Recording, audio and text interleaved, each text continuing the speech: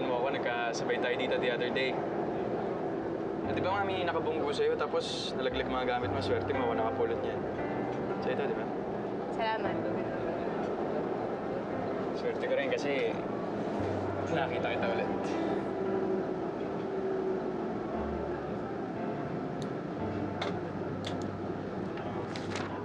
Sobrang dami mo naman yatang libro, miss. Saan university ka?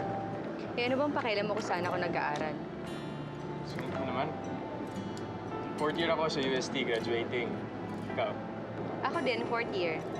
Pero panigurado mas matanda ako sa'yo.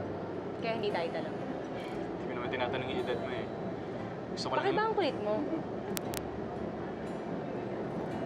Miss, nakikipagkaibigan lang naman ako sa'yo. May masama ba dun?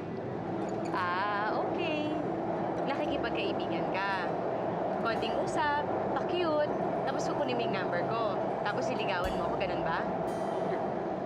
Layo naman yata nang narating mo, miss. Wala pa nga tayo sa sitwasyon natin eh. Tsaka ina-assume mo ba na liligawan ka?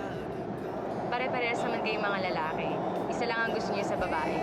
At hindi ko ibibigay yun sa'yo. At wala akong cellphone. At kahit may cellphone man ako, hindi ko ibibigay ang number ko sa hindi ko kakilala.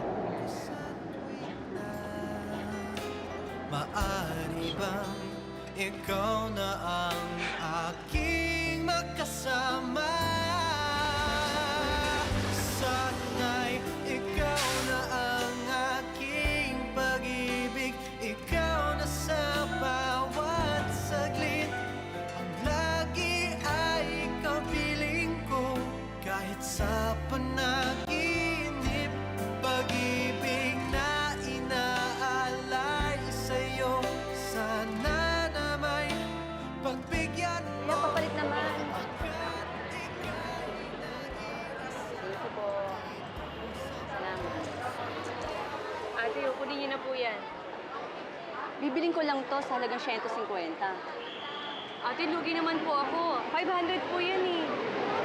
150. Bali 600 lahat. Kasama pa ito ibang mga libro. Ate, tigilan niyo. Hardbound yan. 300 po. Eh kung ayaw mo, manap pa lang ng ibang bibili ng mga ito. Hindi, ate.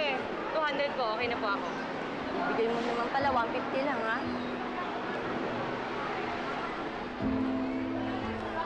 Oh, 600 yan, ha? Salamat po. Pakibilang.